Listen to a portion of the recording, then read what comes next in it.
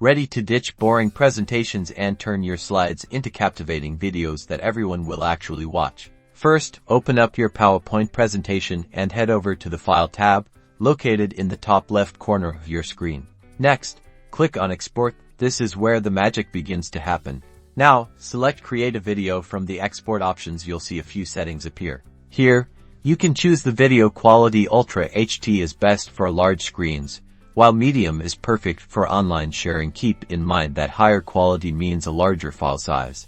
Then, decide if you want to use recorded timings and narrations. If you've already recorded audio for your slides, select Use Recorded Timings and Narrations. Otherwise, you can set a default time spent on each slide. Finally, click the Create Video button. PowerPoint will then prompt you to choose a location to save your video file, which will be in MP4 format. Depending on the size and complexity of your presentation, the video creation process might take a few minutes, so just let it run. And there you have it. Your PowerPoint presentation is now a shareable video, ready to impress your audience. Don't forget to like and subscribe for more PowerPoint tips and tricks.